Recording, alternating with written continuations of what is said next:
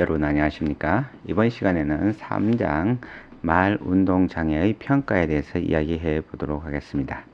저희가 지금 지난 시간에는 말을 어떻게 산출하는지 운동계에 대해서 살펴보았는데요.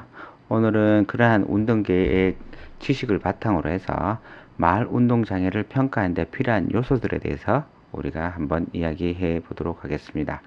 뭐 약간 원론적인 이야기를 좀 많이 하긴 하겠지만 여기 나온 요소들을 다 기억한다면 차후에 말 운동장애를 평가하는 데 있어서 그 평가 내용을 이해하는 데 많은 도움이 될 것이라고 생각됩니다.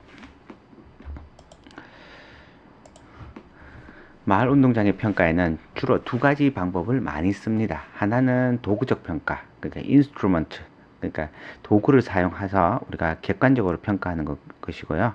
다른 하나는 지각적 분석이라고 해서 우리의 지각, 그러니까 뭐 시각, 촉각, 뭐 청각, 뭐 이런 감각을 통해서 검사자가 환자를 평가하는 방법이 있겠습니다.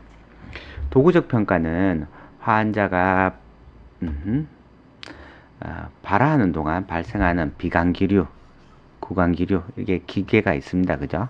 이것을 이용해서 컴퓨터로 측정해서 나조메타나 MDVP나 뭐 이런 기계를 통해서 자료를 수집해서 평가하는 방법이 있고요. 성대의 진동의 시작 시간과 변하는 시간, 모음의 변칙적인 퍼포먼스, 미묘한 강도의 변화, 이런 것들을 눈으로 직접 볼 수 있는 방법도 있습니다. 뭐죠? 그게 스트로보스코프, 뭐 이런 것들이 있고요. 지각적 분석에는 실질적으로 평가자가 환자에게 다양한 발성 발화를 시켜봄으로써 말 운동에 어떤 문제가 있는지 평가할 수 있는 것을 말합니다. 말 운동의 평가의 목적을 이제 살펴봐야 될 텐데요. 환자의 문제를 이해하고 치료의 기초선을 설정하는 것이 이 평가의 목적이라고 할 수 있습니다. 주로 이제 환자의 문제가 무엇인지 우리가 알아내고 거기에서 환자의 현재 상태를 파악하는 것을 우리가 기초선이라고 합니다. 이 기초선은 여러 가지로 사용되는데요. 치료의 진척, 그 다음에 종결은 언제 할 것인지, 그리고 치료의 방향, 이런 것들을 치료가 잘 됐다면 개선될 것이고, 이러한 기초선으로 잡았던 자료들이 치료 방법이 잘못됐으면 지표들이 나빠지겠죠. 뭐 그렇기 위해서 우리가 기초선을 잡는 것을 우리가 목표로 하고 있습니다. 말 운동 평가하는 동안 임상관은 환자에 대한 기본 정보를 수집하고 말 운동체계의 기능을 평가하기 위해 다양한 과제를 실시합니다. 여기에는 여러 가지가 있어요. 각 하위 체계로 나눠서 각 하위 체계에 맞는 과제를 실시합니다. 이 과제들은 차후에 이번 시간을 통해서 하나하나 살펴볼 계획입니다.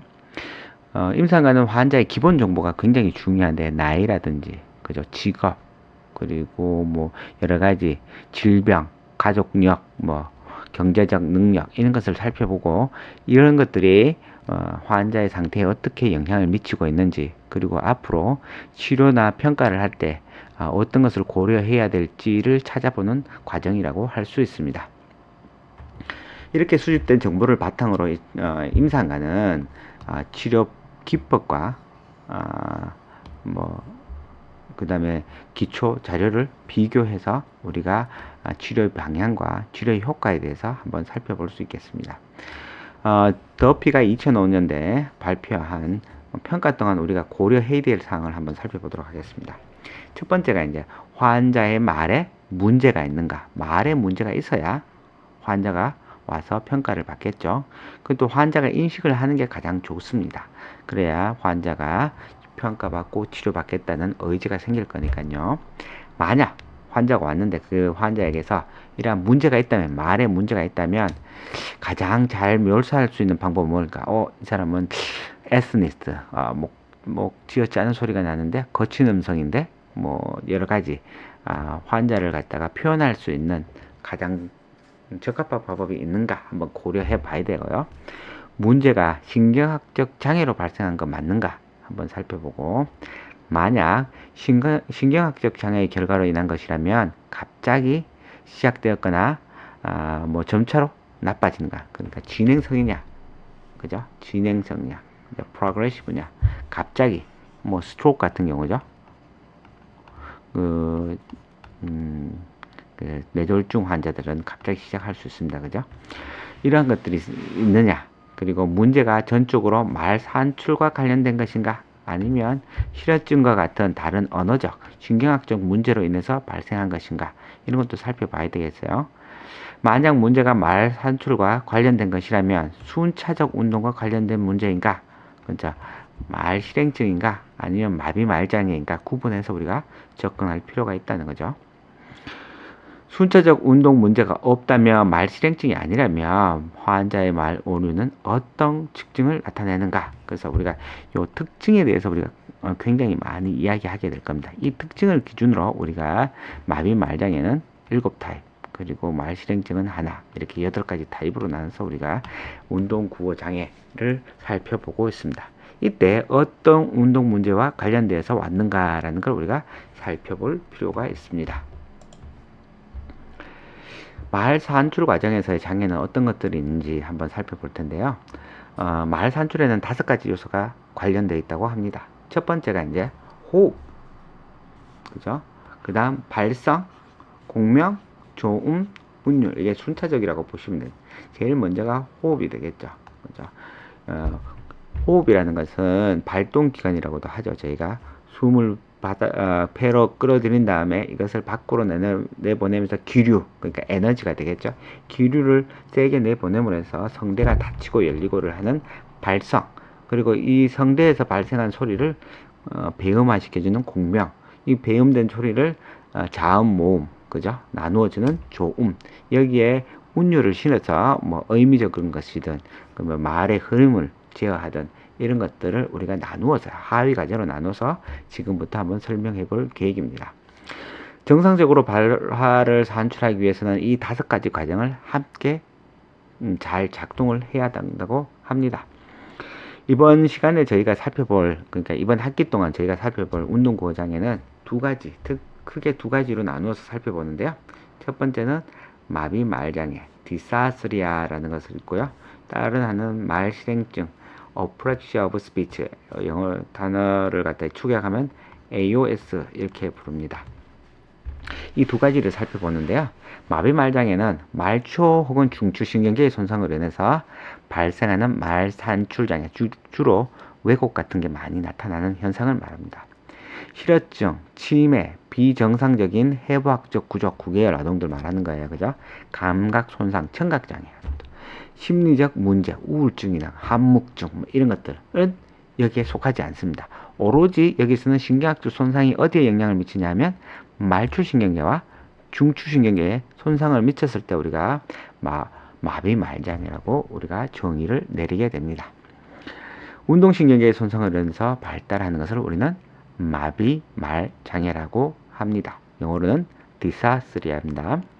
그리고 말 실행증은 수의적, 뭐죠? 의도적으로 말하는 거예요. 그죠? 수의적으로 말을 산출하는 동안 정확한 음수의 조음 장소에 조음기를 위치시키기 위한 순차적 명령 운동. 그러니까 순차적으로, 그죠?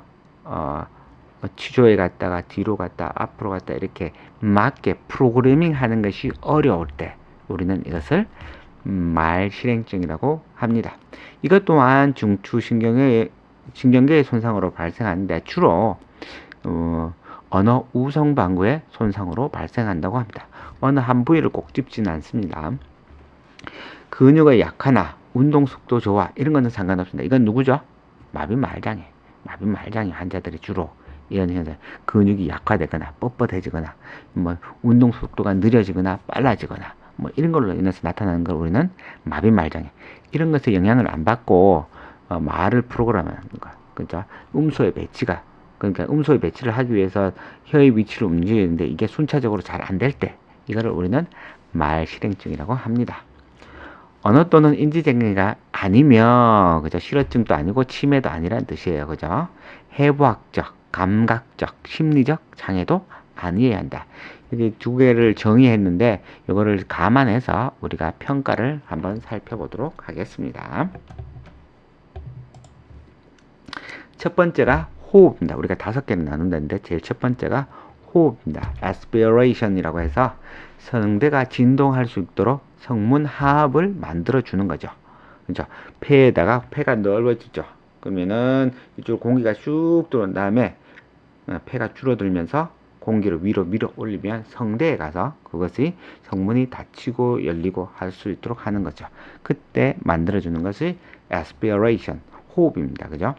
말 산출은 충분히 지속적인 공기의 공급이 필요합니다. 즉, 우리가 말을 할 때 한숨에 여러 단어, 문장, 뭐 한 문장이 될 수도 있고, 그죠? 여러 문장이 될 수도 있고, 그것을 산출하도록 하는 에너지원이 필요합니다. 그것을 호흡이 한데 우리가 정상적인 호흡의 길이도 이야기하고 있습니다. 그죠? 주로 성인 남자는 20초 정도 된다고 하죠. MPT인가요, 그게요? 호흡 능력의 결함은 말하기 위한 공기의 양을 감소시켜서 음성 크기도 줄어들고, 그죠? 숨 쉬는 소리도 벌어져서 유발시킬 수도 있다. 그리고 문장이 짧아지고, 그죠? 한 문장을 길게 말 못할 수도 있습니다. 그 다음은 발성인데요. 포네이션이라고 합니다. 그죠? 후두에 있는 성대의 진동을 통해서 유성음을 산출하는 것을 말합니다. 성대가 진동이 있다, 유성음. 그죠? 정상적인 발성은 완전히 성대의 내전과 성대가 진동할 수 있을 정도의 성문 하압이 필요합니다. 성문 하압이라는 것은 성대가 닫혀 있는 동안 폐에서 올라온 공기가 그 막힌 성문을 뚫고 올라가려고 하는 압력을 뜻하게 되는 거죠. 분명한 발성을 하기 위해서는 성대가 내전하는 동안 성대에 충분한 긴장이 있어야 돼. 흐물흐물 힘이 없으면 어떻게 되죠? 공기가 살살살살 새어나서 숨 새는 소리, 그죠? 기식음 같은 게 나타날 수 있겠죠. 성대도 성대도 이제 성문 하압을 일정 이상 유지하기 위해서는 성대가 긴장, 빳빳하게 양쪽 성문을 닫고 있어야 되는 능력이 필요합니다. 그죠? 성대의 내전근과 관련된 운동신경의 손상은 발화 산출에 영향을 미친다고 합니다. 당연하겠죠. 이완형 경직형 말장애와 관련이 있을 수도 있겠죠. 이것이 성대 근육의 운동신경 손상은 발성하는 동안 음도 또는 강도의 변화를 감소시킬 수도 있습니다. 그 다음은 공명인데요. 공명은 레조넌스라고 해서 말하는 동안 음소의 적절한 구강 또는 비강 음조를 배음화하는 거죠. 어디에 위치시킬 것인가. 인두강도 있어요. 그죠? 인두강, 구강, 비강. 주로 우리가 많이 이야기하는 게 구강과 비강입니다. 그죠? 이렇게 이제 어디에서 성대에서 산출된 유성음을 증폭시킬 것인가를 말합니다. 입으로 나와서 공기가 입으로 빠져나가는 걸 구강, 연인두 폐에서 연인두가 내려와서 공기가 코로 가게 하는 것은 비강음을 만들어내기도, 비강 공명을 만들어내는 과정이 되겠죠. 영국의 위치에 따라서 달라지는데요. 비강 공명을 하려면 영국애가 어떡하죠? 아래로 쳐져서 국의 올넘김을 사용하지 않는 거죠. 그래서 연인두 폐쇄가 일어나지 않았을 때 비강 공명, 코에서 공명이 일어나는 거고, 구강 공명은 국의 거상근이 구개를 들어 올리고 인두벽이 안쪽으로 들어와서 완전한 연인두 폐쇄가 일어나면 구강 쪽으로 공기가 나오면서 구강 공명이 발생하게 됩니다. 발화 산출 시 영국의 근육은 음소들의 서로 다른 공명 조건에 따라서 재빨리 움직이게 됩니다. 그죠? 영국애를 들었다 놨다. 비강음일 때는 어떡하죠? 영국애가 아래로 내려가고, 구강음일 때는 빨리 올리고, 이런 것들이 필요한 과정입니다. 그죠? 영국의 근육과 관련된 신경 손상이 되면 근육이 약해지거나 움직임이 느려져서 제대로 된 공명을 만들어낼 수가 없습니다. 영국의 움직임이 느려지면 구강음을 비강음으로 산출하게 합니다. 대표적인 예를 하나 들자면 마비 말장애 중에 경직형은 어떠죠? 뻣뻣하죠. 그래서 움직일 때 어떡하죠? 약간의 딜레이가 생깁니다. 처음에. 그리고 나서 딱 움직여서 구강 연유두 폐쇄를 만들어내다 보니까 경직형 마비말장애 환자들은 주로 첫 음소에서 비강음화, 비음이 포함되는 경우가 많습니다. 하지만 이건 지속적인 건 아니에요. 지속적인 건 누구죠? 이완형 마비말장. 근육에 힘이 없어서 영국의 폐쇄가 잘 일어나지 않기 때문에 일어납니다. 그 다음은 조음입니다. 조음은 articulation이라고 해서 우리가 많이 알고 있는 것들인데요. 성대 기류가 음소로 형성되는 과정을 말하는데 혀나 아니면 기타 다른 것들이 조음점을 만들어서 자음을 방해했을 때 그러면 어떻게 죠? 조음이 형성됩니다. 그리고 자모 이런 하나로 묶여서 소리를 만들어내는 과정을 말합니다. 여기에는 폐쇄음, 파찰음, 마찰음, 반모음, 모음 이거는 이제 조음 방법에 따른 조음 형성이고요. 기류의 조작은 성도를 통과하면서 성대가 있고 그 위로 올라가는 길입니다. 기류가 조음기라 불리는 성도 안의 구조물에 의해서 이루어진다. 그렇죠? 조음기, 조음자.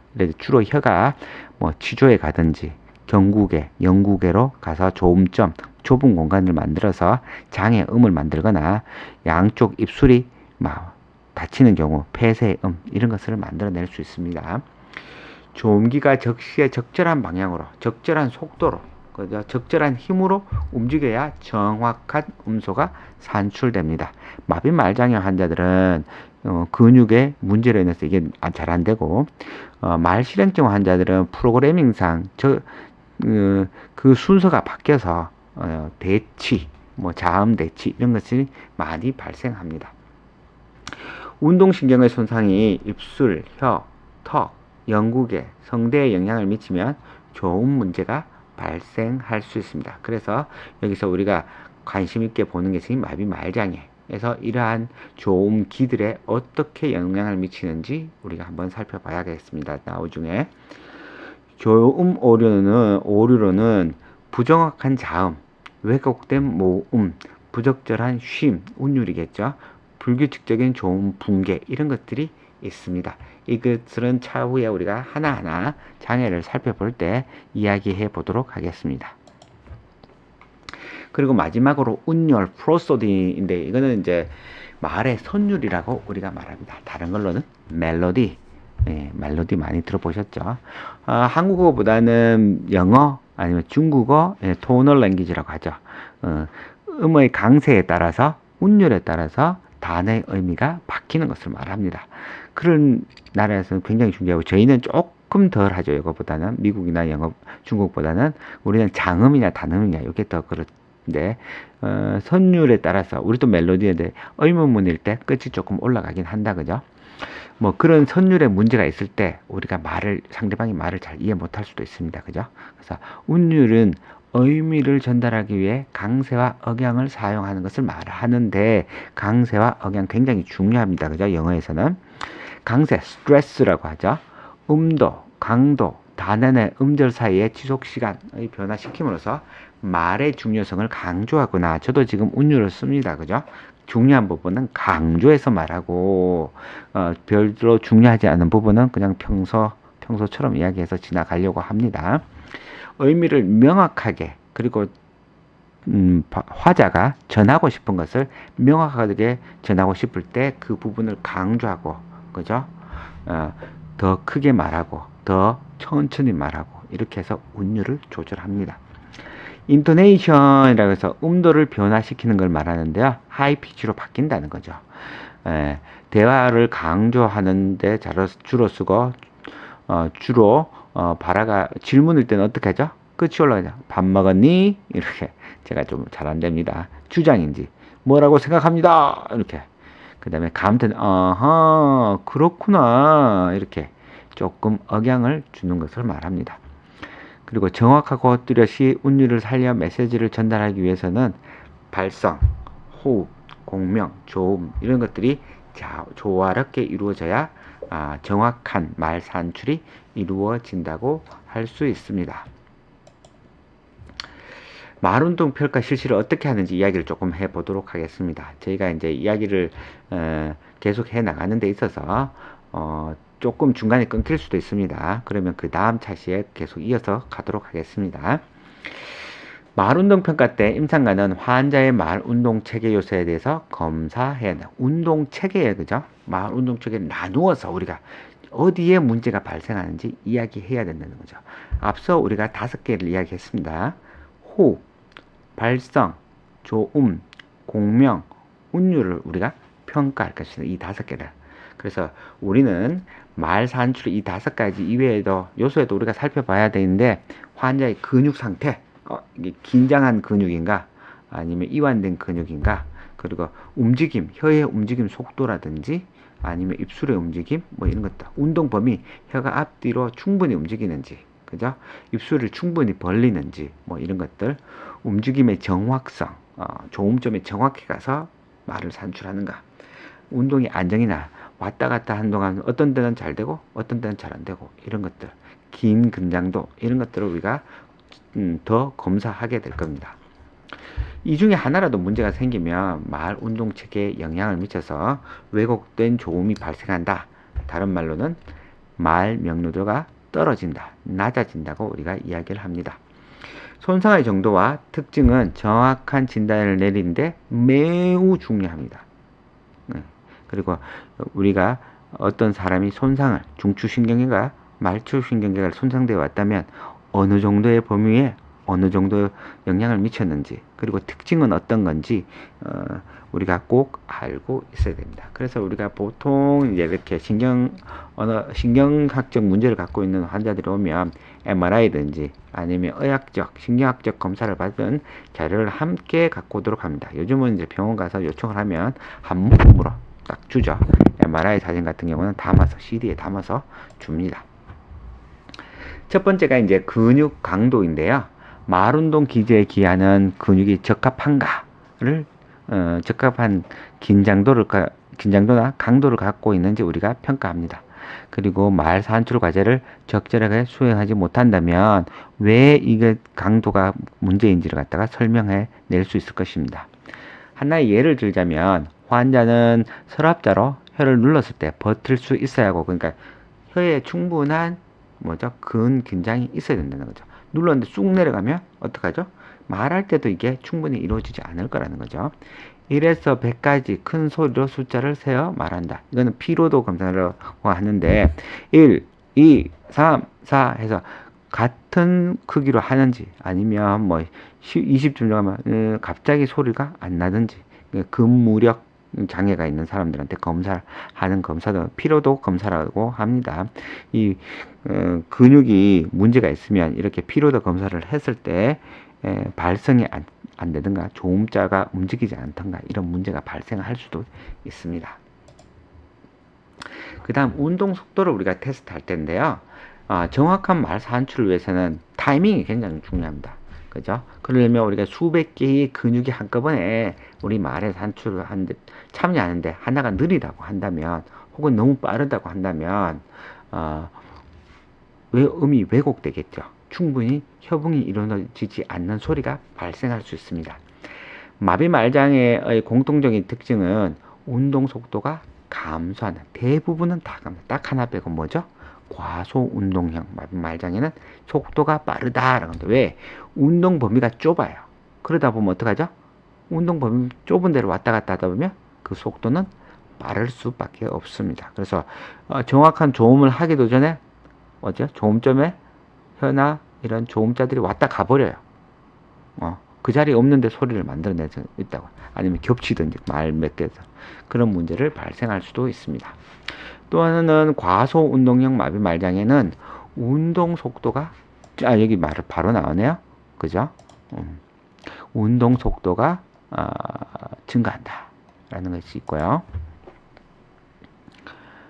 그 다음에 운동 속도는 교대 운동 속도 AMR과 SMR, 이거를 우리가 이제 좀 알아야 됩니다. Alternative Motion Rate라고 하는 운동 속도 우리가 잘 기억해 놔야 됩니다. 그 다음에 Sequential Motion Rate가 SMR, 1년 교대 운동 속도인데, AMR은 하나씩 시키는데 우리가 퍼터커 이건 잘 알죠. 그래서 퍼퍼퍼퍼퍼퍼퍼퍼퍼퍼 이런 것을 빠르고 정확하게 1분 내에 몇 개를 하는가 이걸 측정하는 것은 우리가 AMR Alternative 교대 운동이에요. 그죠? 퍼를 계속 반복하든가 그 다음은 터 이렇게 하면서 하는 거.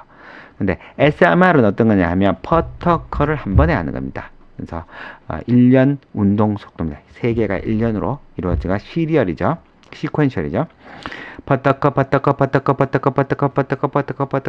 이렇게 검사하는 것을 합니다. 그러니까 빠르고 정확하게 그리고 반복하는지를 살펴봅니다. 이거는 나중에 우리가 마비 말장애와 그 말 실행증을 구분하는 감별 진단 도구로 쓰기도 합니다. 그 다음 운동 범위인데요. 조음기가 얼마나 멀리 움직일 수 있는가. 운동 범위가 정확하게 가야죠. 정확한 자리에 안 가서 말을 산출하면 음이 왜곡되는 현상이 나타날 겁니다. 운동 범위가 감소하는 예로는 턱을 크게 벌리기가 어렵다든가, 그죠? 턱 하면 몇 번이죠? 뇌신경? 5번, 그죠? 완전한 성대 내전이 힘들든가, 베이거스 너브, 성대 내전, 외전 관련이죠. 조음기의 운동 범위가 제한된다면 특히 운율에 영향을 미친다고 합니다. 운동 범위 평가는 평가의 첫 부분에서 다양한 방법으로 조음기를 움직이게 해봅니다. 차후에 우리가 수업 시간에 그걸 한번 해볼 거예요. 그죠? 평가 도구를 한번 세볼 텐데 거기 보면 이것을 평가하는 것들이 자세하게 나와 있습니다. 그때 한번 더 다루도록 하겠습니다. 그 다음은 운동의 정확성. 조음기가 정확하게 움직였는가라는 걸 분명하게 발화를 산출했는가라는 것을 우리가 평가하게 됩니다. 자, 조음기의 힘, 속도, 범위, 방향, 시간이 적절하게 조화되었을 때 우리가 정확한 발음을 할 수가 있습니다. 부정확한 움직임은 음을 왜곡시키고 자음이 간헐적으로 과다비성, 과소비성 이런 현상이 나타나기도 합니다. 운동의 정확성은 AMR과 SMR 과제, 문단 읽기, 일상적 대화 이런 것들을 통해서 우리가 하게 됩니다. 운동의 안정성인데 신체 부분을 가만히 있을 수 있는 능력입니다. 불수의적 떨림, 그죠? 성대 떨림이나 후두 떨림, 이런 것이 일어날 수 있는데 이때는 발화를 하게 되면 떨리는 소리가 나겠죠. 평가 방법으로 환자에게 자세를 유지하거나 모음을 발성하도록 하는 겁니다. 연장 발성, 그죠? 운동의 안정성이 붕괴되면 환자는 가만히 있는 자세를 유지하기가 어렵거나 부드럽고 안정된 소리를 산출하는 게 어려울 수 있습니다. 그 다음은 긴 근장도인데요. 이게 중요합니다. 그죠? 정상적인 긴 근장도란 근육이 완전히 이완된 경우라도 지속적으로 약간의 수축성을 가지고 있습니다. 완전히 축 처지는 게 아니고요. 근긴장도는 근육이 언제든지 움직일 수 있도록 준비하는 것입니다. 근데 준비하고 있어야죠. 힘이 없이 가만히 있으면 갑자기 움직이려고 해도 움직여지지가 않겠죠. 필요할 때 재빠르게 움직이게 하기 위해서는 약간의 긴장을 하고 있어야 되겠죠. 근긴장도가 감소하면 근육의 약화나 마비가 발생하게 되고 근긴장도가 증가하면 근육의 경직이 나타나기도 합니다. 우리는 이거를 스패스틱 혹은 리지디티 이렇게 표현하기도 합니다. 평가 방법은 환자의 발화를 듣거나 영향을 받은 신체 부위를 관찰하거나 아니면 촉지각으로 만져볼 수도 있습니다. 그죠? 글러브를 끼고요. 비정상적인 긴 긴장을 찾아낼 수 있어야겠습니다. 오늘은 여기까지 마치고요. 다음에는 우리가 말 운동 장애를 한번 살펴보도록 하겠습니다. 네, 감사합니다.